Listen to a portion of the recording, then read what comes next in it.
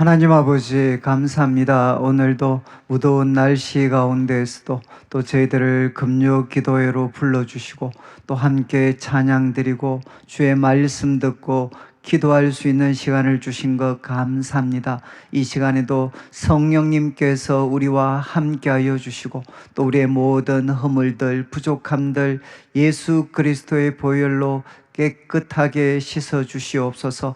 주님을 만나는 귀한 밤이 되게 하여 주시옵소서. 이 시간도 몽골에서 단기 사역 가운데 있는 우리도 청년 산부 형제 자매들 기억하여 주시고 주님께서 불꽃 같은 눈동자로 지켜 주시옵소서. 감사를 드리며 예수님의 이름으로 기도드립니다. 아멘. 우리 하나님의 말씀은 마태복음 6장, 오늘 6장 1절부터 8절까지 말씀인데 우리가 읽기는 4절까지, 1절부터 4절까지 한 절씩 읽도록 하겠습니다. 1절 말씀. 사람에게 보이려고 그들 앞에서 너희 의를 행하지 않도록 주의하라. 그리하지 아니하면 하늘에 계신 너희 아버지께 상을 받지 못하느니라.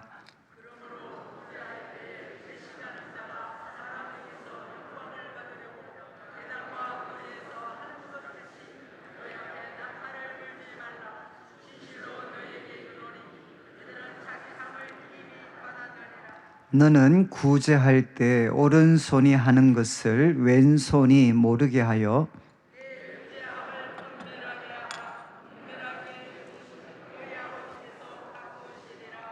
아멘. 우리 앞뒤자로 한번 보시고 사랑합니다 축복합니다 한번 인사 한번 나누겠습니다. 저희들이 이제 그 금요일 우리가 이제 산상수훈 말씀을 같이 좀 나누고 있습니다. 그래서 우리가 이제 5장의 말씀을 같이 나누었습니다. 그래서 우리 5장 말씀을 통해서는 우리가 팔복으로 대표되는 이제 우리 그리스도인의 그 정체성에 대해서 우리가 같이 나누었고, 또 이런 정체성을 가진 우리들은 세상에 이제 소금과 빛이다라는 이제 예수님의 말씀, 그리고 주의해야 될 것은 이제 소금이 그 맛을 잃지 않아야 되고, 또 우리가 이 빛인 우리들을 두려움으로 덮어두지 말고 너희 착한 행실을 모든 사람 앞에 이렇게 비치게 해야 된다라고 도전을 하셨습니다. 그리고 이제 5장 17절부터는 이제 우리 주님께서 내가 율법을 완전하게 하기 위해서 왔다라고 말씀을 하시면서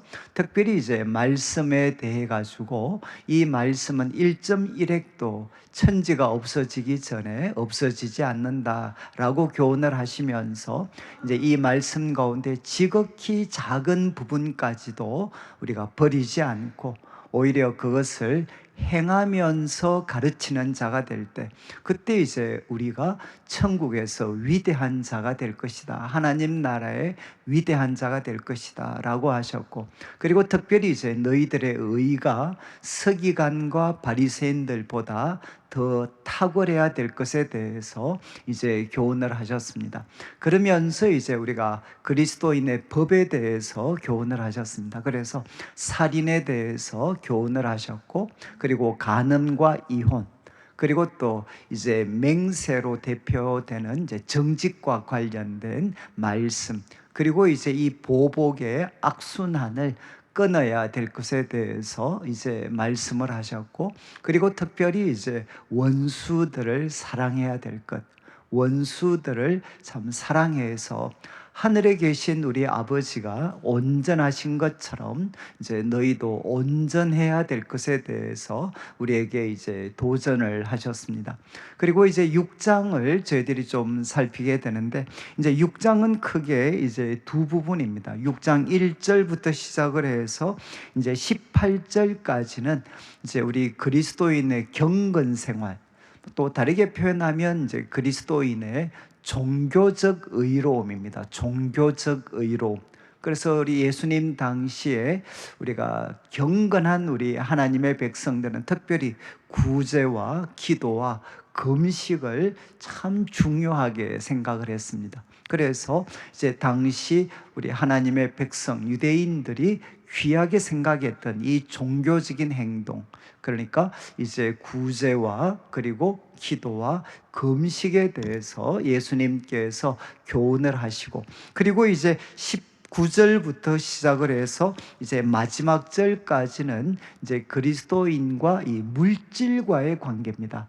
우리 그리스도인들은 특별히 이제 돈과 어떤 태도를 가져야 되는가 하는 것을 이제 6장을 통해서, 6장 후반부를 통해 교훈을 하고 계십니다. 그래서 오늘은 우리 6장 1절부터 이제 8절까지만 좀 나누고, 우리 9절부터 나오는 주기도문은 우리가 다음 주에 좀 나누도록 그렇게 이제 하려고 합니다. 이제 6장 1절 말씀을 한번 보시면, 이제 예수님께서 이제 1절을 시작할 때는 이제 주의하라는 겁니다. 주의해라. 이제 주의해라. 무엇을 주의해야 되는가 하면, 너희 의를 이제 행하는데, 너희들의 그 의, 여기서는 특별히 이제 구제 그리고 기도 그리고 금식입니다. 너희들의 의를 행하는데 목적이 사람에게 보이려고, 그리고 그들 앞에서, 이 그들은 이제 사람들이죠. 사람에게 보이려고, 그리고 사람 앞에서 너희 의를 행하지 않도록 주의해라. 이렇게 예수님께서 교훈을 하셨습니다. 그러니까 이 1절 말씀은 이제 1절부터 18절까지 말씀의 전체 하나의 그 주제입니다. 주제. 그러니까 이 구제, 기도, 금식을 어떻게 해야 되느냐. 이제 부정적으로는 사람들에게 이제 보이려고, 그것을 사람 앞에서 행하지 않도록 주의를 해야 된다. 그리하지 아니하면 결국 이 일에 실패해서 사람에게 보이려고, 그리고 사람들 앞에서 이 의를 행하게 되면 어떤 일이 생기는가? 하늘에 계신 너희 아버지께 상을 받지 못한다. 그러니까 이 말은 결국 뭔가 하면 헛수고로 끝날 것이라는 겁니다. 헛수고. 아무런 유익이 없을 거다. 하늘에 계신 너희 아버지께 너희가 상을 받지 못한다. 그러니까 이거는 사실이라는 거죠. 사실. 이제 우리가 그렇게 열심히 기도도 하고 구제도 하고 금식도 했는데, 이제 하나님께로부터 받을 상이 없는, 하나님으로부터는 아무런 상을 받지 못할 것이다. 이렇게 예수님께서 이제 말씀을 하셨습니다. 그래서 이 어떤 표현은 이제 구제와 기도와 그리고 금식 3번 똑같이 이렇게 적용이 됩니다. 똑같이. 그래서 2절 말씀을 한번 보시면 이제 구제입니다. 그러므로 구제할 때, 그러니까 참 우리 그리스도인들, 특별히 여러분들이 뭐 신명기서를 읽어보거나 아니면 잠언을 읽거나 아니면은 또 이제 시편을 읽거나, 우리 하나님을 사랑하는 백성들, 그 백성들이 이제 행하게 되는 가장 귀한 일은 무엇인가 하면, 그들이 가지고 있는 물질로 이제 어려운 형편에 있는 사람들을 돕는 것입니다. 그건 지금도 변함이 없죠. 우리 그리스도인들이 어떻게 보면 가장 귀하게 생각하는 행동 중에 하나가 이제 구제입니다. 나의 것을 가지고 남을 돕는 이 구제를 하는데, 그런데 예수님께서 이제 그러므로 구제할 때 외식하는 자, 이거는 뭐 여러 번 나왔죠. 이제 가면을 쓰는 겁니다. 가면. 그러니까 이제 고대 가면, 연극할 때 사람들이 가면을 쓰고 연기했는데 거기 적용된 표현입니다. 그러니까 외식하는 자, 겉과 속이 다른 사람이죠. 외식하는 자가 사람에게 영광을 받으려고, 이제 앞에서 나왔던 표현입니다. 사람에게 영광을 받으려고, 그리고 이제 많은 사람들이 오가는 회당과 그리고 거리에서 하는 것 같이 이제 너희 앞에 나팔을 불지 마라. 이제 이거는 뭐 사실이다, 아니면 은유적 표현이다, 뭐 저희들이 그 시대를 정확하게 알 수는 없으니까 뭐 이거를 조금 비유로 상징 하나의 은유로 해석하시는 분도 있고 또 실제 이런 일들이 있었을 거다. 그러니까 지금도 우리 구세군 우리 크리스마스 때 이제 성탄절이 되면 우리 구세군에서 이제 여러 가지 자선 냄비를 합니다. 그래서 거기에 이제 동전을 우리가 넣게 되면 이게 막 흔들어 주죠. 흔들어 주시고, 그리고 이제 참 여기 선한 분이 계십니다. 마치 그것처럼 이제 우리 그 고대 유대인들이 정말 이렇게 구제하는 그런 행동들을 할 때 사람들이 이제 나팔을 불어주는 거죠. 여기 보십시오. 여기 참 선한 분이 계십니다. 그러면 지나가던 사람들이 한 번 정도는 쳐다보면서 아, 참 저분 훌륭하신 분이네, 뭐 이런 이야기를 할 수 있겠죠. 그러니까 이것이 뭐 이걸 은유적으로 해석을 하든 아니면 그 당시에 실제로 있었던 일이든 뭐 의미는 바뀌지 않습니다. 그러니까 나팔을 분다는 것은 사람들한테 드러나는 거죠. 사람들 앞에 드러나서 사람들한테 칭송을 받게 되는 바로 그런 행동들. 그래서 외식하는 사람들은 구제를 하는데 목적이 뭔가 하면 사람에게 영광을 받으려고, 그리고 장소는 어딘가 회당과 거리에서 하게 되고, 그리고 표현은 이렇게 나팔을 불게 된다는 거예요. 그게 자기를 통해서든 남을 통해서든 그게 사람들한테 다 드러나서 칭송을 받는 것, 이제 이것이 목적이 된, 이것이 바로 외식하는 자들이 구제를 하는 거라는 겁니다. 그런데 예수님께서 말씀을 하십니다. 이런 사람들에 대해서 진실로 너희에게 이르노니 그들은 자기 상을 이미 받았다. 이미 자기 상을 받았다. 다른 말로 하면 이제는 하나님께로부터는 받을 상이 없다는 겁니다. 이미 그 사람은 상을 다 받은 거다. 그러면서 이제 3절 말씀에 예수님께서는 이제 적극적으로 교훈을 하십니다. 너는 구제할 때 오른손이 하는 것을 왼손이 모르게 해라.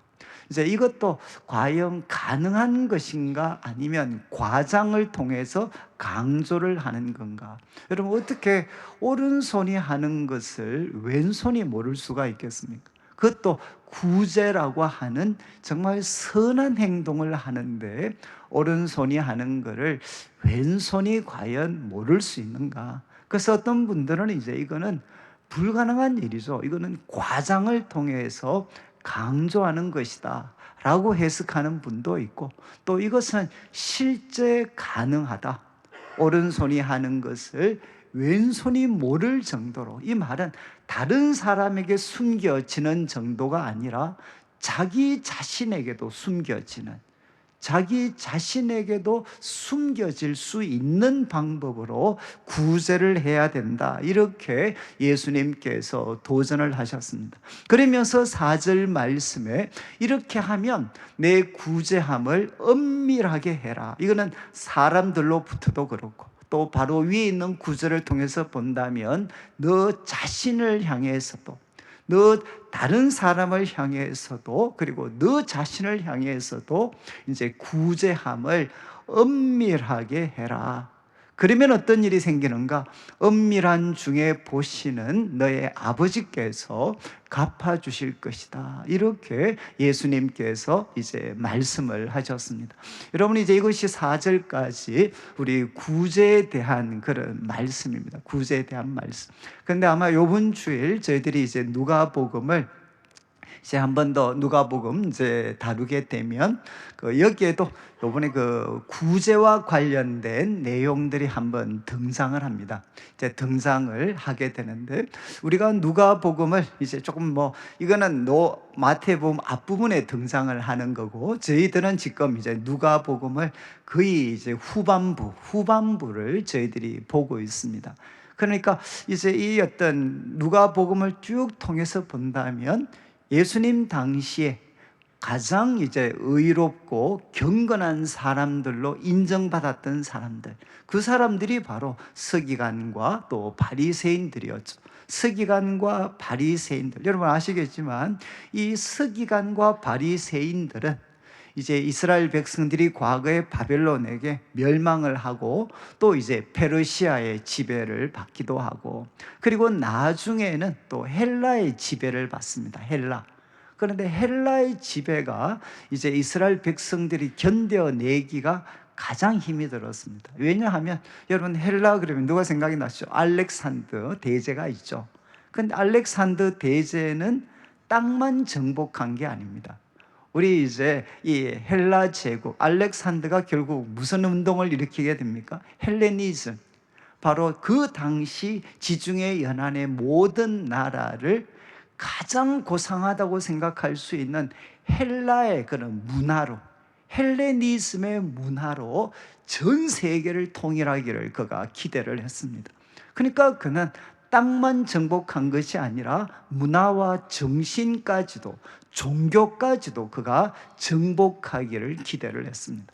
그래서 그 후예들도 이제는 그가 정복하는 땅만 정복한 것이 아니라 이제 헬레니즘의 문화를 그들 가운데 이식시키기 위해서, 만약 이스라엘 백성들 같으면 그들이 가지고 있었던 하나님에 대한 고유한 그런 믿음들을 다 없애버리도록 그렇게 집요하게 탄압을 했습니다. 그것 때문에 나중에 이제 마카비의 그런 반란이 일어나기도 합니다. 그런데 여러분, 이 서기관과 바리새인은 누군가 하면 바로 이렇게 헬라화의 압력이 거센 시대, 우리로 말하면 세속화에 대한 거센 압력이죠. 거센 압력. 이 세속화의 거센 압력을 견뎌냈던 대표적인 그룹이 바로 서기관과 바리새인들이었습니다. 그 당시에 소위 대제사장들, 제사장이라고 하는 이런 그룹들은 사실은 다 변절을 하고 타협을 합니다. 그런데 끝까지 그런 신앙 그리고 율법의 고유한 가치를 지키려고 몸부림쳤던 그룹들이 이 바리새인들과 서기관 그룹들이었어요.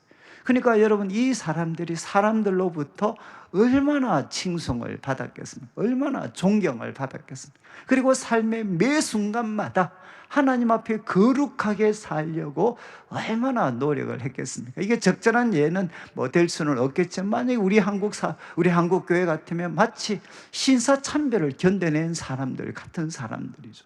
대부분의 사람들은 결국 신사에 굴복을 하는 그런 일들을 했지만, 여러분, 신사참배를 끝까지 거부했던 사람들, 물론 좀 적절한 예가 될 수 있을지는 모르겠지만, 서기관과 바리새인들은 여러분 2세기, 3세기 정도에는 이스라엘 백성들 가운데 가장 존경받는 그룹이었고, 이번 주일날 다루게 되는 서기관 같은 사람들, 이제 이 서기관은 율법의 전문가들이거든요.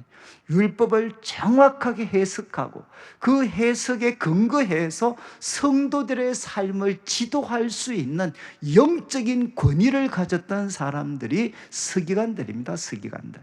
여러분, 이런 바리새인과 이런 서기관들, 그런데 이 사람들이 결국은 어떤 하나의 그 본질적인 문제에 빠지게 되나, 결국 정말 처음에는 하나님 앞에 자신의 믿음을 지키려고 하는 그런 어떤 간절한 노력 가운데에서 믿음을 지켜냈고, 그리고 또 백성들의 존경을 한 몸에 받았는데, 세월이 지나면서 결국 어떻게 됐겠습니까? 생명력은 빠져버리고 하나님에 대한 사랑은 빠져버리고 무엇만 남게 되느냐? 이제는 소위 껍데기만 남게 되는 거죠. 사람들의 존경, 그리고 사람들의 칭송. 그래서 그것을 계속해서 유지하기 위해서 자신의 내면은 살피지 않고 항상 겉만 번드르게 하려고 노력했던 사람들, 그 사람들이 이제 예수님 시대에 오면 바로 가장 예수님으로부터 책망을 받는 사람들이 되게 됩니다. 그런데 그들과의 긴장에서 바로 이 6장에 나오는 말씀이 예수님이 주신 가장 핵심적인 도전이죠. 여러분, 사람한테 보이려고 너희들의 의를 행하지 마라. 특별히 구제도, 그리고 좀 있으면 또 살피게 될 기도도 사람들에게 보이려고 이제는 너희들의 의를 행하지 않도록 주의를 해라.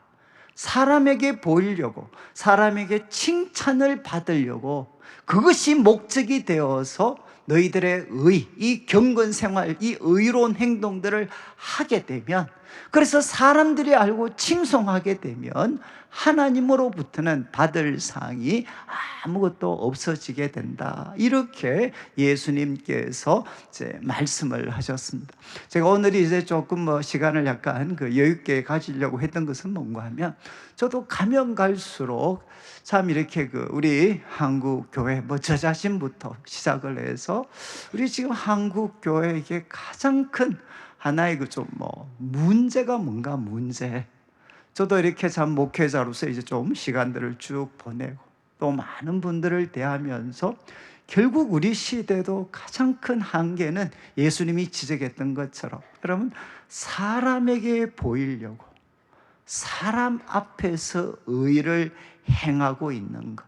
그러니까 은밀히 보시는 하나님 앞에서, 그리고 하나님께 상을 받기 위해 하나님이 기뻐하시는 삶을 사는 게 아니라 사람 앞에서 사람에게 칭찬을 받으려고 의를 행하고 있는, 저는 아마 이것이 우리가 극복해야 될 문제 중심에 저는 있다라고 생각을 하게 됩니다. 그래서 저는 참 제가 이제 우리 성도님들은 좀 여러 번 들으셨겠지만, 제 개인적인 말씀을 좀 드리면, 저는 이제 고등학교 때까지 참 이렇게 고향에서 또 교회에서 참 열심히 신앙생활을 했고, 그리고 저도 이제 우리 아버님, 어머님 다 장로님, 권사님이셨고, 저도 초중고 다 제가 이제 회장을 했고, 그래서 저도 이제 교회에서는 뼈대 있는 집안에서 아주 모범적인 그런 참 신앙생활을 했습니다. 그래서 사람들로부터 항상 칭찬을 받았죠. 칭찬을 받았는데, 근데 저는 이제 서울에 이렇게 갔을 때 이제 내수동 교회라는 곳을 결국 하나님 은혜로 가게 됐는데, 참 이렇게 지금은 제가 좋게 말씀을 드리지만 정말 갔을 때 분명히 좋은 공동체인 거는 알겠는데, 참 이렇게 좀 섭섭했던 게, 아무도 이제 저를 아는 사람이 없잖아요. 아무도.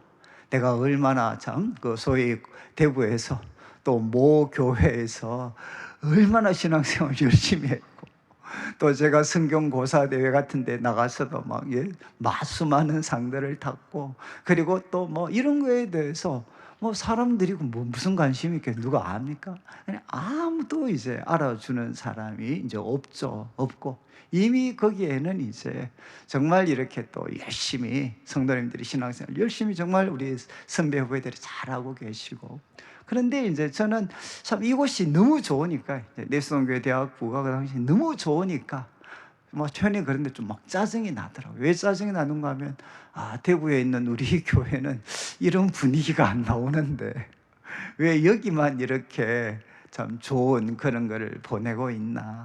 그러면서 이제 내가 맞은 나까지도 여기에 적응을 잘 하게 되면 꼭 이제 대구에 있는 제 교회를 꼭 배신하는 것 같았어요. 그래서 참 저는 그곳에 잘 적응을 하지를 못했습니다. 그리고 방학만 되면 시작부터 끝까지 대구에 내려와서 제 교회를 나름대로 열심히 우리 대학부 청년부를 참 이렇게 섬겼습니다. 참 열심히 섬겼습니다.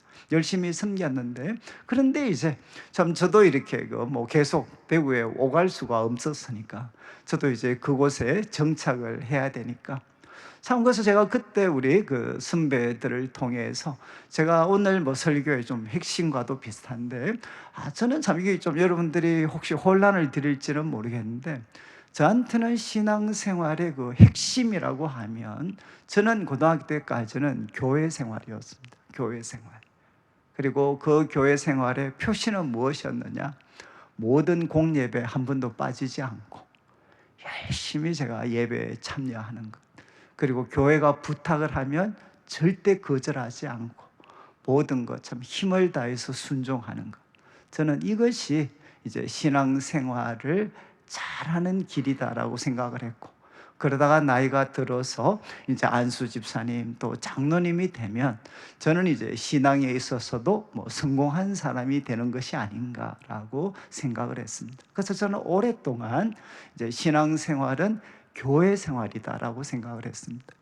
근데 제가 대학을 가서 이제 처음 저한테 가장 큰 충격은 무엇이었는가 하면 신앙생활, 그러니까 교회 생활보다도 더 우선되는 것이 있을 수 있다. 그것은 뭔가 하면 예수님을 통해서, 제가 예수님을 통해서 저에게 일어난 가장 놀라운 일, 첫 번째는 뭔가 하면 하나님과 화해하게 됐다는 것입니다. 그러니까 여러분, 예수님을 믿게 되면 우리에게 일어나는 가장 첫 번째 혁명적인 일은 뭔가 하면 이제 하나님과 화해하게 되는, 하나님과 사랑의 관계를 맺게 되는 거죠. 그러니까 그 말은 뭔가 하면 바로 하나님과 교제의 관계, 하나님과 일대일로 사랑의 관계가 형성되는 것, 이것이 예수님을 믿을 때 첫 번째 일어나는 일이고, 이런 사람들이 모여서 이룬 것이 무엇이냐? 교회라는 공동체입니다. 그러니까 우리가 교회 생활이 분명 중요하지만 그 중심에 무엇이 있어야 되나? 하나님과 나 사이에 바로 1대1의 그 사랑의 관계가 형성이 되어야 된다.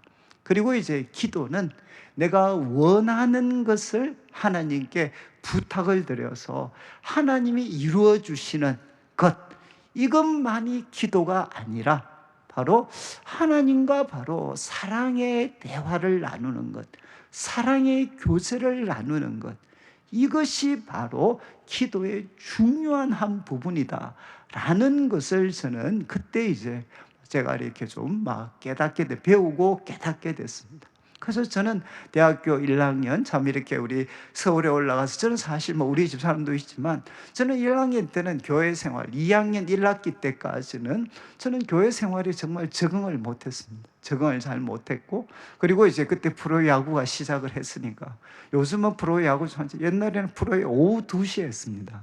그래서 이제 대예배 마치고 대학부 예배를 드리면 프로야구 보기가 어려우니까, 그러면 이제 대예배 축도 마치기 전에 제가 도망가서 항상 삼성 야구 보고 저도 그렇게 했거든요. 그래서 저도 참 이렇게 그 교회 생활을 저는 잘 적응을 못했습니다. 그런데 그때 이제 하나님께서 우리 선배들을 통해서 참 저에게 이제 찾아오시고, 무엇보다도 하나님과 사랑의 관계, 그리고 또 특별히 이 하나님 말씀 성경에 대한 그런 귀한 교훈들을 저는 참 우리 선배들을 통해서 배울 수가 있게 됐고, 아까 말씀드린 것처럼 하나님 신앙생활의 핵심은 하나님과 나와의 인격적인 관계인데, 그 인격적인 관계의 중심에 무엇이 있는가? 그것은 성경이 있다, 성경. 그래서 저는 그때 이제 처음 경건의 시간을 배웠습니다. 경건의 시간. 경건의 시간을 배워서 두 가지 질문이죠. 경건의 시간이 던지는, 하나님은 어떤 분이십니까? 나에게 주시는 교훈은 무엇입니까? 이 두 가지거든요. 하나님은 어떤 분이십니까? 그리고 나에게 주시는 교훈은 무엇입니까?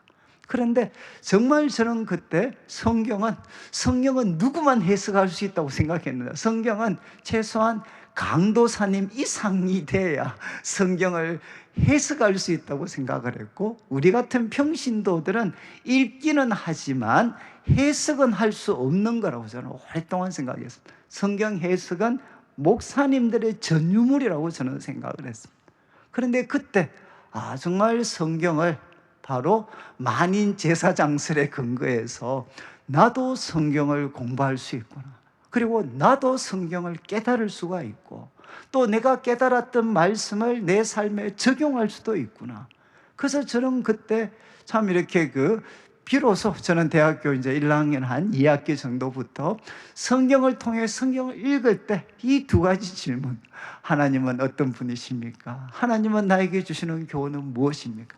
그것을 찾기 위해서 정말 저 열심히 노력을 했습니다. 그런데 저는 이것을 찾는 게 너무너무 재밌고 기뻤어요. 제가 물리 공부를 그때는 안 하기 시작해서 그렇지만, 공부보다도 성경을 보면서 하나님은 어떤 분이십니까? 나에게 주시는 교훈은 무엇입니까? 그거를 찾는 게 저한테는 마치 보석, 감추인 보물 찾는 것 같아요. 정말 그것을 제가 쭉 적으면은, 우리 하나님 이걸 쭉 적다 보면, 우리 하나님이 이런 분이시구나. 그리고 하나님은 정말 나에게 이것을 원하시는구나. 그러면 그렇게 되면 마음에 무슨 소망이 생기나 한번 이렇게 한번 살아보고 싶어요. 한번 살아보고 싶고 이것을 내 생활에 적용을 해보고 싶었어요. 근데 저는 그렇게 신앙생활을 하다가 이제 대학교 2학년 2학기 때부터 저는 이제 소위 공동생활을 제가 하게 됐습니다. 공동생활을 하게 됐는데 저는 이제 여러분들이 우리 성도님들이 저를 보실 땐 지금은 정말 제가 이렇게 참 많이 사람이 인간이 됐습니다. 많이. 그런데 저는 대학교 2학년 이제 1학기 때까지는 집이 좀 어려워서 이제 기숙사 나오고 나서는 우리 아버님 친구분 댁을 제가 전전을 했습니다. 아버님 친구 댁에 이 집에서 한 2달 살다가 또 나와서 저 집에서 또 한 2달 살다가. 근데 저는 죽어도 저는 무엇을 못한다고 생각했나? 자취는 못한다고 생각을 했습니다. 나는 내가 누군가하고 같이 산다는 것은 나는 불가능하다라고 항상 생각했어요. 왜냐하면 저는 같이 살아낼 자신이 없었습니다. 그런데 이제 뭐 가난하기도 했고, 그리고 이제 또 제가 그때는 하나님을 알고 싶었기 때문에 이제 믿는 친구 2사람하고 제가 이제 자취를 같이 하게 됐어요. 자취를 같이 하게 됐는데, 그때 이제 참 이렇게 한 6개월 정도 동안 참 이게 처음 자취 생활, 이제 밥도 처음 해보고 빨래도 처음 해보고, 그 다음에 이제 소위 뭐죠, 골로에다가 밥도 하고, 그 다음에 뭐 이제 나중에 뭐 정말 뭐 다 빨래도 하고. 그래서 그때는 뭐 진짜 좀 고생은 했지만 참 반년 동안 즐겁게 보냈습니다. 근데 저는 참 반년 정도 보내고 나니까 우리 지금 이제 남서울교회에 계신 우리 하종부 목사님, 우리한테 참 기쁜 소식이었어요. 우리 화 목사님께서 저보다 한 3년 선배신데 이제 우리들과 같이 공동생활을 하겠다. 그래서 제 또래가 이제 저희가 3명이 자취를 하고 있었는데, 그때 우리 화 목사님, 우리 형님께서 같이 이제 자기도 이렇게 나와야 돼서 우리와 같이 자취를 하겠다, 이렇게 말씀을 하셨어요. 근데 여러분 참 지금은 잘 이해가 되지 않죠. 야, 남자분하고 같이 사는데 진짜 기대가 되더라고요. 야, 저분하고 내가 같이 산다니. 제가 가장 존경했던 선배였는데, 근데 같이 정말 살았어요. 그런데 한 5명 정도서 자취를 했는데, 제가 좀 과장을 하면 한 1년은 정말 이게 천국인가라고 생각을 했습니다. 매일 그 좁은 집에서 밥하고 청소하고 쥐잡고 뭐 이렇게 했지만, 그래도 여러분 정말 천국이었어요. 천국. 밥 먹고 나면 그냥 끊임없이 우리가 참 고민하고 힘들었던 거 대화하고 나누고. 저는 남들하고 같이 산다는 거는 생각도 해본 적이 없는 사람이었는데, 그런데 정말 제가 하나님을 알고 싶었고, 그리고 특별히 말씀을 통해서 하나님과 교제하는 삶이 무엇인지, 그리고 하나님 뜻대로 사는 삶이 무엇인지를 제가 조금씩 배우면서 그것을 나에게 행동으로 보여줄 수 있고 나를 더 큰 진보로 이끌 수 있는 이제 선배와 같이 산다는 게 저는 정말 너무너무 이렇게 익사이팅하고 드라마틱했어요. 그래서 저는 어쩌면 그 시간을 통해서 제 가치관, 제 모든 가치관들이 아마 그때 다 많이 바뀐 것 같아요. 많이 바뀐 것 같고, 제가 오늘 말씀을 드리려고 하는 제 핵심은 뭔가 하면, 그때 정말 저희들이 많은 나름의 어떻게 보면 봉사와 섬김을 정말 했습니다. 봉사와 섬김을 하고 막 이렇게 했었는데, 그런데 그게 하나도 힘이 들지 않았어요. 돌아보면 정말 저는 지금도 이렇게 제가 이렇게 학생들 우리 자취하는 데 하고 근데 가보거든요. 그리고 제가 우리 신혼 살림, 우리 교회도 왜 신혼 이렇게 해가지고 신혼집 한 번씩 가잖아요. 그러면 정말 이렇게 누추해서 우리 집에 어떻게 오시겠습니까? 라고 생각을 했는데, 그런 분들이 계시는데, 그래도 제가 살았던 집에 비하면 다 좋더라고요, 다. 그러니까 저는 나름 참 대학을 다닐 때도 그렇고 결혼하고 나서도 어떻게 보면 조금 이렇게 경제적으로는 정말 저도 꽤 힘들게 살았었는데, 그런데 그때 참 저는 제 삶에 정말 풍성했습니다. 풍성했고, 그리고 저는 그때 참 이렇게 저한테는 그 당시가 천국이었던 그 이유가 뭔가 하면, 저는 그곳에서 이제 예수님을 믿는 분들과 같이 하나님 말씀을 공부를 했는데, 저는 참 그분들, 우리 화 목사님이나 이런 분들과 같이 공부하면서 2가지를 느꼈어요. 첫 번째는 뭔가 하면 진리를 가진 사람들의 담대함과 그리고 관대함. 이분들은 진리를 알고 있고 진리에 대해서 확신한 사람들이었기 때문에 이분들은 정말 당당하셨고, 그리고 이 진리를 알지 못하는 사람들에 대해서 여러분 정말 이분들은 넓은 마음을 가졌어요. 왜? 이 사람들은 이 진리이신 주님을 모르니까 저 한계에 빠져 있지만, 그러나 저분들도 주님을 만나게 되면 삶이 달라질 것이다. 그런 면에서 정말 이렇게 우리 후배들이나 방황하는 사람들에 대해서 참 이렇게 그 넓은 마음을 가지셨어요. 그리고 또 저는 이제 그곳에 있을 때 느꼈던 게 이렇게 뭔고 하면, 좀 죄송합니다. 저한테는 그때가, 이 성도들과의 모임은 무엇이었나요? 한마디로 뒤끝이 없는 모임이었어요. 뒤끝이 없는 모임. 저는 거기 갔다 오고 나면 사람들이 나를 이 말 했는데 나를 어떻게 생각할까, 그런 걱정 전혀 할 필요가 없었다. 내가 아무리 험하고 때로는 화를 내고 막 때로는 선배들한테 도전을 하고 막 그렇게 해서도 끝나고 나면 뒤끝이 정말 하나도 없는, 그냥 이분들의 마음에 그래도 주님을 사랑하고, 그리고 나뿐만 아니라 함께 있는 이 사람들이 주님을 더 잘 섬길 수 있는 사람이 되도록 우리가 조금이라도 도와주어야 된다. 그래서 항상 서로를 이렇게 주님을 더 잘 사랑하고 더 잘 섬길 수 있는 사람이 되도록, 그래서 우리가 부족함을 보이면 우리가 부족하니까 우리가 서로를 도와줘야 되잖아요. 그러나 저는 제 인생에 좀 편히 그런데 정말 뒤끝이 없는 모임이었어요. 뒤끝이 없는 모임. 그래서 제가 제 동생, 지금 우리 주원교회 담임하고 있는 동생을 우리 수련회 한번 데리고 갔었는데, 동생이 가서 한 3박 4일 시간을 보내고 왔습니다. 그때 북부정, 우리 이제 칠곡에 있는 우리가 그 수련원에서 한 3박 4일 수련회를 했는데, 제가 동생하고 같이 북부정장에 와서 집으로 가는 버스를 탔었거든요.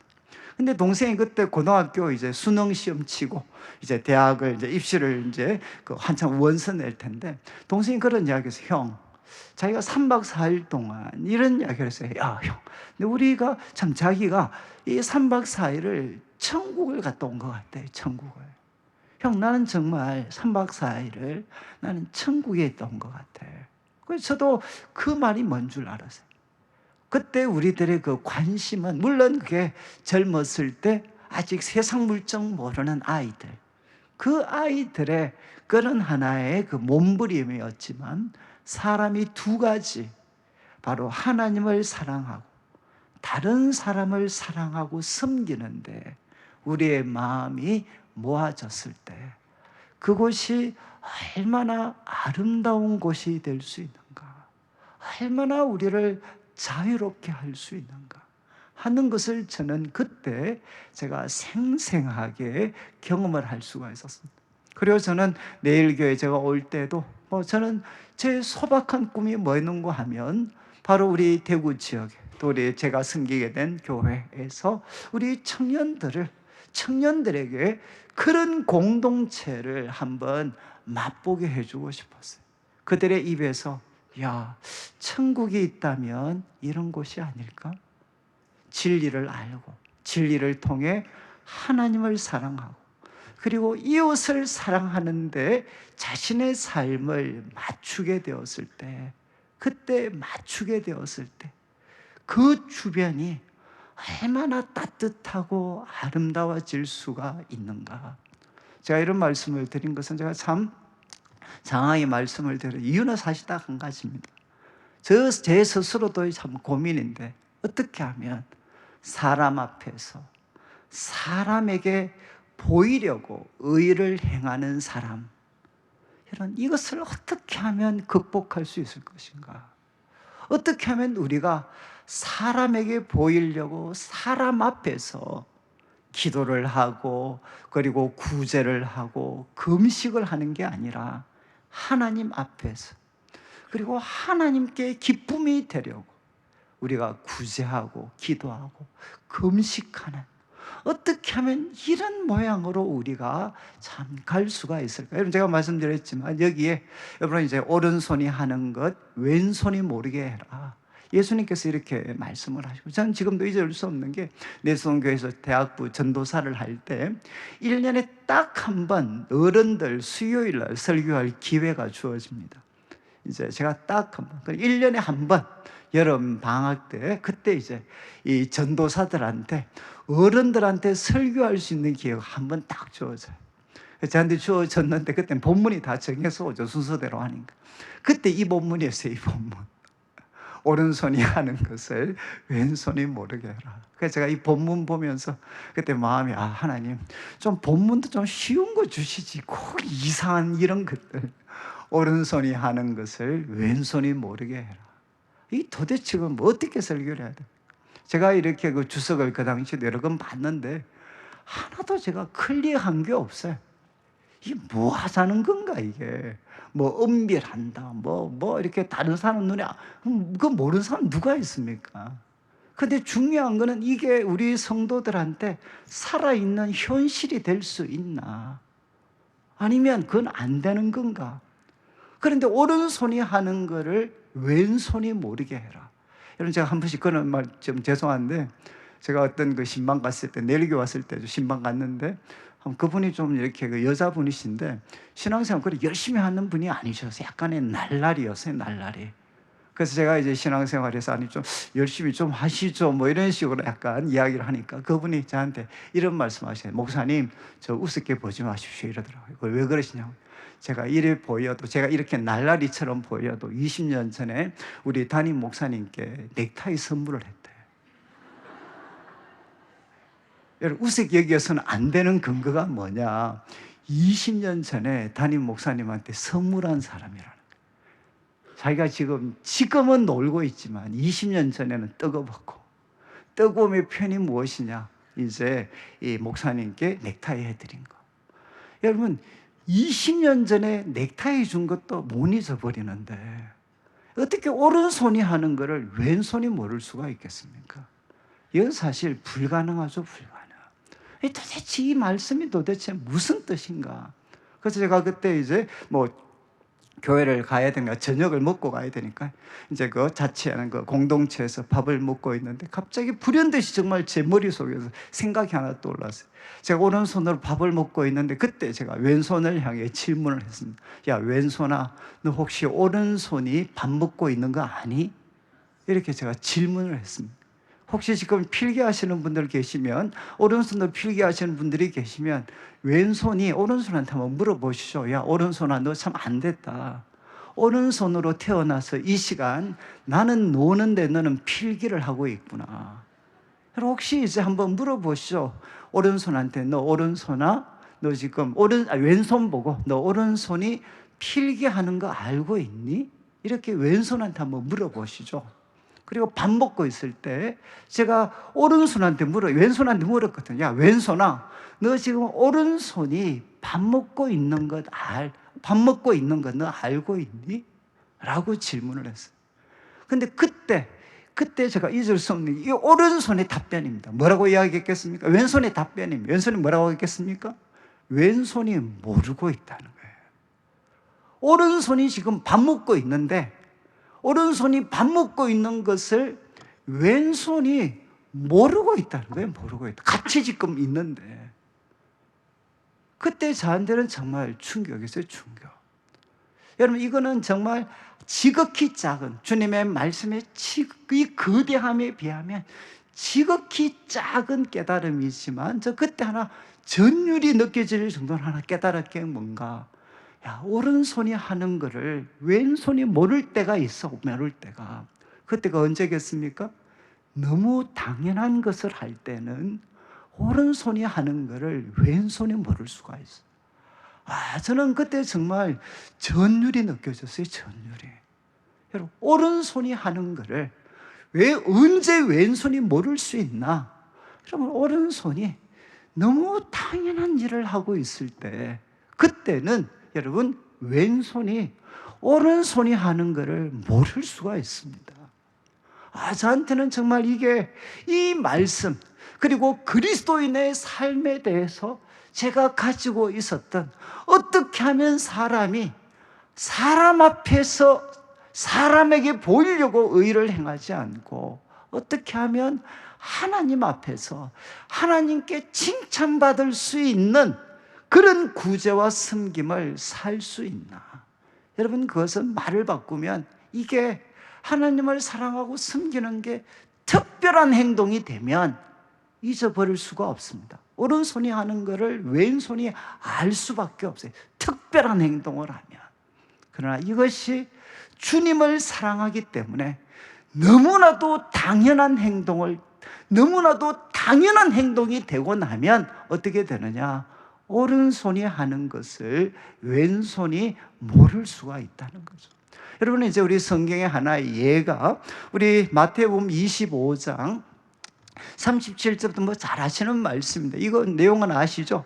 양과 염소의 비유인데 예수님께서 양편에 있는 그 의인들에게 칭찬하시는 내용입니다. 그 앞에 내용은 뭔가 하면 바로 너희들은 내가 줄일 때 바로 너희들은 나를 먹여주었고, 내가 목이 말랐을 때 너희들은 나를 마시게 했고, 내가 옥에 갇혔을 때 너희들은 나를 찾아와 주었다. 이렇게 예수님이 그들을 향해 칭찬을 합니다.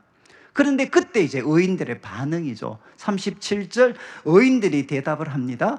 주여, 우리가 어느 때 주께서 줄이신 것을 보고 음식을 대접했고 그리고 목마른 것을 보고 마시게 했습니까? 아니, 언제 우리가 주님이 줄이셨을 때 음식을 대접하고 그리고 목말랐을 때 마시게 했습니까? 또 38절도 보십시오. 어느 때 나그네 되신 것을 보고 우리가 영접을 했고 헐벗으신 것을 보고 우리가 옷을 입혀 드렸습니까? 또 39절을 한번 보십시오. 어느 때 병드신 것이나 옥에 갇힌 것을 보고 가서 배웠나이까? 언제 병드셨을 때, 그리고 주님이 옥에 갇혔을 때 그때 보고 가서 우리가 주님을 격려를 해드렸습니까? 언제 했습니까? 언제? 이렇게 질문을, 아니 주님 했다는데 의인편에 선 사람은 언제 우리가 이거 했습니까? 그때 이제 40절 유명한 말씀이죠. 임금이 대답하여 이르시되 내가 진실로 진실로 이르는데 너희가 여기 내 형제 중에 지극히 작은 자 하나에게 한 것이 곧 내게 한 것이다. 이게 무슨 말씀이죠? 여러분, 여기는 두 가지 놀라운 사실이 있어요. 하나는 무엇이냐?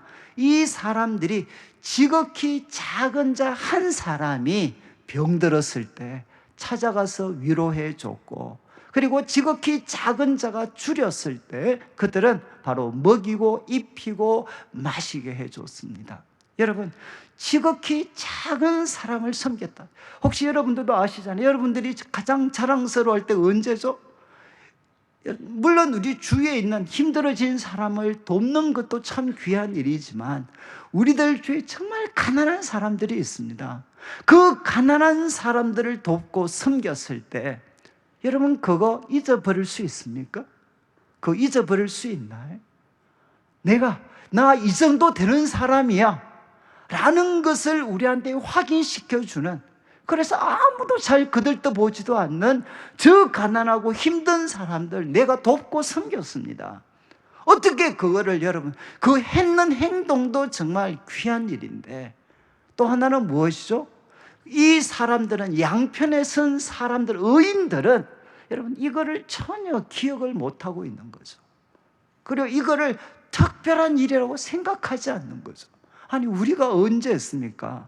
언제 우리가 주님을 섬겼습니까? 그러니까 지극히 작은 것, 작은 소자에게 한 것이 나에게 한 것이다. 그때 여러분, 의인들이 이렇게 이야기했겠습니까? 씩 웃으면서 예수님, 그것도 꼭 그렇게 기억해 주시는군요. 나는 웬만하면 이야기 안 하려고 했었는데 또 그렇게 이야기하시면 어쩔 수 없죠. 이렇게 이 소위 말해서 의인들이 이런 반응 보였을까요? 자기도 몰랐던 거죠. 자기도 잊어버렸던 것. 내가 그런 일을 했나?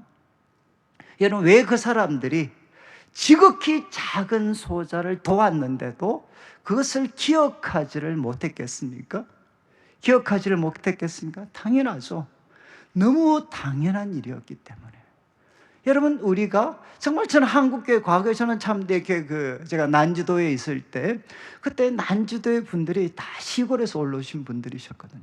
근데 이분들이 정말 제가 한 번씩 말씀드렸지만 그때 한 친구가 바로 우리 옆에 집 사셨던 아주머니가 아들내미가 교통사고를 냈어요.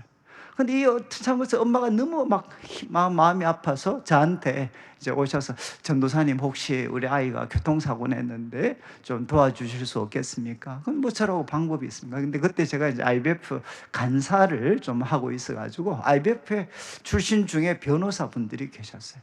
그래서 이제 서울에 있는 변호사분들한테 제가 연락을 드려서 아니 좀 여기 어려운 분이 있는데 혹시 좀 도와주실 수 있겠느냐고. 그래서 이제 제가 그냥 그분하고 그 변호사분을 연결을 시켜드려서 그 다음에 어떻게 됐는지 몰라요. 근데 그 후에 한 달 정도 지나고 나서 이제 집사람이 처음 우리 처가가 캐나다에 있었기 때문에 캐나다에 갔어요. 갔는데 정말 놀라운 일이죠.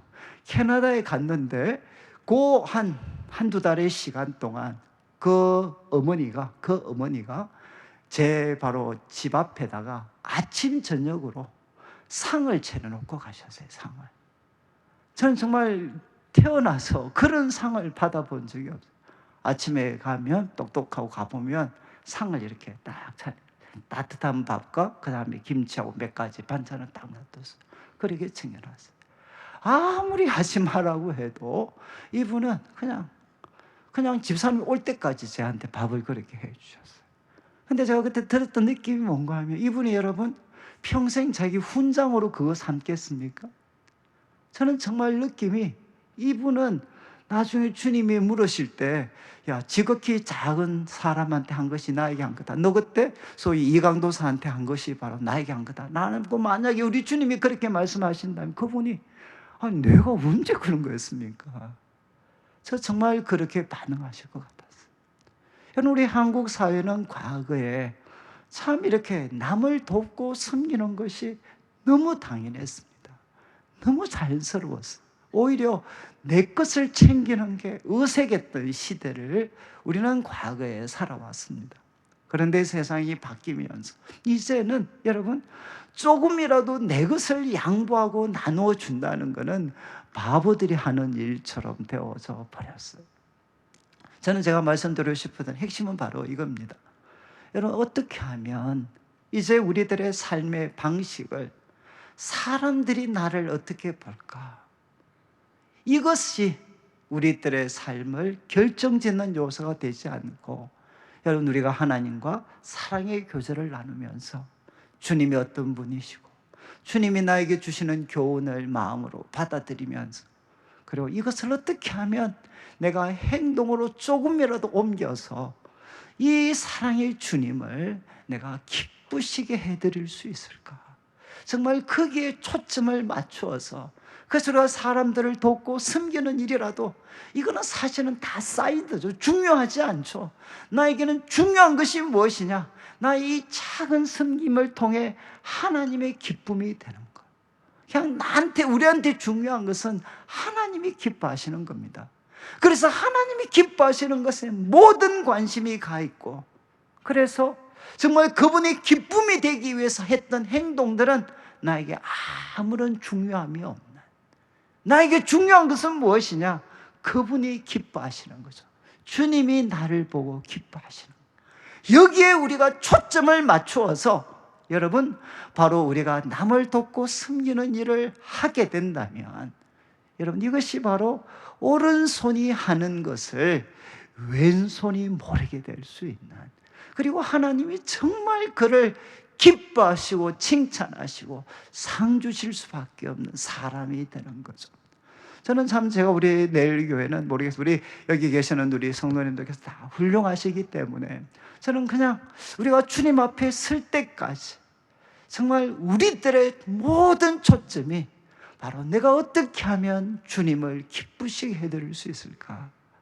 주님이 어떤 분이신지 말씀을 통해서 배우고 그분이 나에게 원하시는 것이 무엇인지를 말씀을 통해 배워서 작지만 우리의 삶을 통해 그것을 행동으로 옮겨서 내 작은 행동, 내 작은 삶을 통해서 주님을 기쁘시게 해드리는데, 바로 거기에 우리들의 모든 초점을 맞출 수 있다면, 여러분, 참 저는 그런 분들이 있는 곳은 천국입니다. 천국. 그리고 제가 뒤에 나오는 기도는 그냥 두 가지만 말씀드릴게요. 하나는 뭔가 하면 우리 주님께서 장소에 대해서 말씀하셨습니다. 사람들 보는 앞에서 기도하지 마라. 어디에서 하라고 했습니까? 바로 너희는 문을 닫고 골방에 들어가라. 너희들은 바로 골방에 들어가라. 그래서 우리 예수님께서 6절 말씀에 너는 기도할 때 내 골방에 들어가 문을 닫고 은밀한 중에 계신 내 아버지께 기도해라. 여러분, 바로 골방에 들어가서 기도해라. 여러분, 물론 이렇게 함께 모여서 기도하는 것도 너무 중요하지만, 바로 하나님과 나만이 있는 그 골방에 들어가서 은밀한 중에 보시는 아버지께 기도해라. 저는 참 우리 성도님들이, 저는 우리 내일교회 성도님들이 바로 골방의 사람들이 되시면 좋겠어요. 골방의 사람. 저는 참 제가 서울에서 이렇게 참 사면서 저한테는 처음에 가장 큰 고통이 교회가 너무 멀리 있었습니다. 학교 기숙사에서 내수동교회까지 가려면 1시간 반을 가야만 했어요. 1시간 반. 1시간 반에서 때로는 2시간까지 걸렸어요. 교회가 너무 멀었어요. 근데 저는 대구에 있을 때 걸어가면 5분만 가면 우리 교회가 있었습니다. 그래서 저한테는 다른 거, 저는 청년 시절, 중고등부 시절 다른 건 몰라도 하나님이 제게 주신 최고의 귀한 선물, 그것은 뭔가 하면 저는 동생과 같이 거의 매일 교회 가서 기도를 했습니다. 기도할 줄도 몰랐어요. 근데 무조건 그냥 교회 가서 앉아 있었어요. 앉아 있고. 동생이 열심히 기도하니까, 아, 내 동생이 열심히 기도하는구나. 그리고 이제 끝날 때까지 기다렸다가 같이 왔어요. 근데 저는 그러면서 다른 거는 기도할 줄은 몰랐지만, 내가 하나님 앞에 아무도 없는 곳에서 또 교회 가서 혼자 하나님과 있다라는 게 얼마나 좋은 건지, 저는 기도는 할 줄 몰랐지만 그거는 너무너무 좋았어요. 그래서 저는 참 기숙사 학교를 갔는데 교회가 너무 멀리 있었어요. 갈 수가 없었어요. 그래서 어쩔 수 없이 저는 이제 기숙사에서 기도를 했고, 그리고 또 도서관에서 기도도 했고, 그리고 또 나중에 자취하면서는 자취방에서도 기도를 했고, 그래서 저는 하나님께서 자연스럽게 골방에서 기도할 수 있어요. 왜? 교회가 너무 멀리 있었기 때문에. 저는 참 제가 확보할 수 있는 그 골방에서 주님과 1대1로 만나는 시간을 저는 가질 수밖에 없었습니다. 근데 그때는 여러분, 누가 기도를 하라고 체크를 하는 사람이 있었던 것도 아니고 아무도 없었어요. 그냥 딱 한 가지, 정말 이 시간이 아니면, 이 시간이 없으면 살 수가 없는 거죠. 살 수가. 정말 주님과 조금이라도 이야기해서 정말 나의 이 무거운 짐들 어떻게 살아야 될지 알 수 없고, 그리고 혼자서 살려고 하니까 너무 깝깝하고, 그러니까 하나님께 무조건 묻는 거죠. 하나님께 맡기고 기도하고. 그래서 저는 참 이 어떤 대학 시절에 하나님이 주신 가장 큰 선물이 바로 이거였어요. 저는 참 골방의 사람이 될 수 있도록 만들어 주셨어요. 갈 데가 없었으니까. 그래서 이제는 어디든 정말 이렇게 혼자 있을 수 있는 곳이 있으면 가서 기도를 드렸어요. 근데 정말 그때 저는 이 말씀, 은밀한 중에 보시는 아버지께서 바로 갚아주신다. 여러분, 제 인생에 정말 저를 살리고 새롭게 했던 모든 귀한 깨달음들은 저는 사실은 골방에서 다 가졌습니다. 물론 훌륭한 목사님들의 설교를 통해서도 많은 것 배웠지만, 그러나 제 인생을 새롭게 했고, 저를 거듭나게 했고, 새롭게 했던 모든 그런 어떤 체험들은 저는 사실 골방에서 가질 수가 있었어요. 골방에서. 저는 지금도 그런 생각을 합니다. 우리 한국교회, 그리고 제 삶의 그 부족함은 어디에 오는가? 저는 골방을 우리가 잃어버렸기 때문에, 골방을 빼앗겼기 때문에. 여러분, 우리는 겉으로는 하나님 사랑하는 것 같고, 겉으로는 수많은 활동들, 행동들 하는 것 같지만, 그러나 하나님과 1대1로 만나는 그 시간을 우리가 갖고 있지 못할 때, 그건 사실 껍데기에 불과합니다. 껍데기. 우리 예수님께서 분명히 말씀하셨어요. 여러분, 기도는 어디에서 해야 되는 것인가? 바로 골방에 들어가서 여러분, 하나님은 정말 우리와만 같이 있는 이 시간, 그리고 우리가 하나님 한 분에게만 이야기하고 하나님 한 분에게만 마음을 쏟고 그리고 하나님 한 분에게 모든 것을 묻고, 우리 주님은 그것을 너무너무 기뻐하십니다. 저는 제 개인적으로 그렇게 생각을 해요. 다시금 이 시대에도 다시금 골방의 사람들이 일어나기 시작을 하면 저는 교회는 살아날 거예요. 그리고 마지막, 저는 참 골방에서 하나님을 만났을 때 저한테 하나님에 대한 가장 놀라운 발견은, 하나님은 중언부언하지 말라 그랬잖아요. 여러분, 많이 양으로 때우시는 분이 아니시다. 그리고 내용은 우리가 다음 주에 살피겠지만, 저는 주님을 만났을 때 처음 저한테 정말 벼락같이 주어졌던 깨달음이 뭔가 하면, 하나님은 인격적인 분이시구나. 여러분, 저는 이 말이 무슨 말인지 몰랐어요. 지정의를 가졌다, 끝도 없이 많이 들었지만, 하나님이 인격적인 분이시다. 저한테 딱 한 가지입니다. 이분은 나하고 말이 통하는 분이시구나. 여러분, 이해하시겠어요? 그분은 나처럼 지식을 가졌고 감정을 가지셨고 의지를 가지셨고, 이분과 나하고는 대화가 되는구나, 대화가. 여러분, 참 여러분들도 살면서 이런 거 느껴보신 적 없어요? 내 이 마음을 누구한테 하소연할 수 있겠어요? 그리고 이 혼란한 상황, 나는 도대체 어떻게 살아야 되는지 누가 나한테 좀 가이드를 해주면 좋겠는데 아무도 가이드를 해주는 사람이 없었어요. 그런데 저는 그때 주님을 만났을 때, 주님은 바로 인격적인 분이시구나. 그분에게 물으면 그분은 언제나 말씀을 해주셨어요. 제가 알아들을 수 있는, 제가 깨닫고 느낄 수 있는 방법으로 언제나 주님께서는 저에게 주님의 뜻을 보여주기 시작을 했어요. 그때 제 마음에 비로소 저를 짓눌렀던 두려움에서부터 벗어나기 시작했어요. 내가 몰라도 우리 주님이 알고 계시고, 그분과 대화하면 바로 주님의 뜻을 내 것으로 만들 수 있구나. 바로 내가 그렇게 살 수 있다면 이 서울바다, 이 거대한 세상에 나같이 부족한 사람이 그래도 주님과 함께라면 그래도 한번 살아볼 만한 것 같아요. 여러분, 저는 정말 우리 주님은 누구신가? 여러분, 그분은 바로 인격적인 분이셔서 우리와 대화가 되시는 분이십니다. 여러분, 정말 그분은 우리 마음을 알고 계십니다. 우리의 고민이 뭔지도 알고 계시고. 그래서 진짜 한번 옛날에 논문 쓸 때도 외국에서, 제가 영어를 잘 못하니까 논문 쓸 때도 제가 진짜 실험 많이 해봤어요. 정말 공부 열심히 했는데, 그 다음에 이제 하나님 혹시 저한테 논문 쓰는데 도움을 주실 수 있겠습니까? 그러면 정말 딱 한 번인데, 제가 논문 막 쓸 때는 꼭 이 홍해 바다 속을 완전히 그냥 그 바다 속에서 허우적허우적거리는데, 제가 갑자기 하나님 논문 쓰는데 좀 도와주십시오. 그러니까 갑자기 그 홍해 바다에 길이 나는, 여러분, 홍해 갈라져서 길이 났잖아. 저 정말 논문 쓰면서 어렴풋하게 남아 그렇게 정리가 안 됐는데, 기도하고 나니까 그 홍해 바다 속을 헤매다가 갑자기 제 앞에 길이 보였어요. 그리고 이렇게 쓰면 되겠구나. 그래서 저 그것도 무사히 졸업하고 제가 돌아왔어요. 여러분, 참 우리 하나님은 누구신가? 여러분, 우리에게 종교적인 것만 아시는 분이 아닙니다. 여러분, 공부하는 것도 한번 물어보시죠.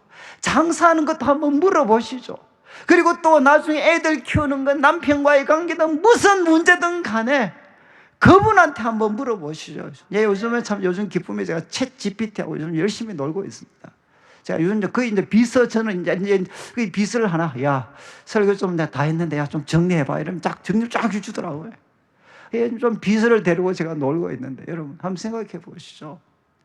저는 참 이렇게 우리 주님, 여러분, 인간이 만든 AI도 우리들의 생각을 때로 넘어설 수도 있습니다. 그런데 우리 전능하시고 영원하신 그 하나님이 우리 인생의 길을 모르시겠습니까? 저는 참 우리 청년들한테 그런 말을 꼭 해주고 싶어요. 여러분, 정말 공부할 때 한번 기도해 보시죠. 이거는 그냥 성적이 좋아하신다는 게 아닙니다. 여러분, 이 진리가 나중에 이 공부했던 게 내 인생에 쓸모있는 공부가 되도록 하나님이 만들어 주셔요. 여러분, 공부할 때, 사업할 때, 연애할 때, 뭐를 할 때, 여러분, 뭔가 이렇게 부부 상황하고 싶은 기도하면서 한번 해보시죠. 한 방에 보낼 수 있습니다.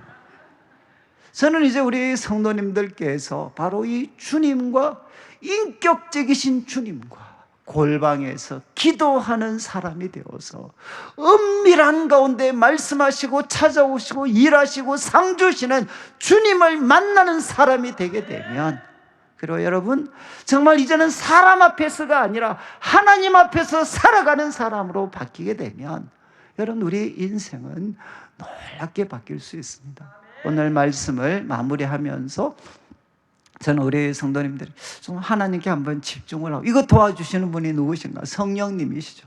성령님은 우리들의 관심을 하나님께 집중하도록, 예수님께 집중하도록 만들어줍니다. 저는 그래서 우리 성도님들이 바로 하나님 앞에서, 그리고 정말 하나님께 기쁨이 되는 삶을 우리가 살아가다가 오른손이 하는 것 왼손이 모르게 할 수 있는, 그래서 하나님께 상받는 성도들이 되고, 무엇보다 우리 성도들이 골방에서 바로 인격적이신 하나님과 만나는 우리 성도들이 되어서 우리 정말 사랑하는 주님과 함께 그분의 능력, 지혜, 사랑을 의지해서 살아가는 귀한 인생 되시기를 주님의 이름으로 축원합니다.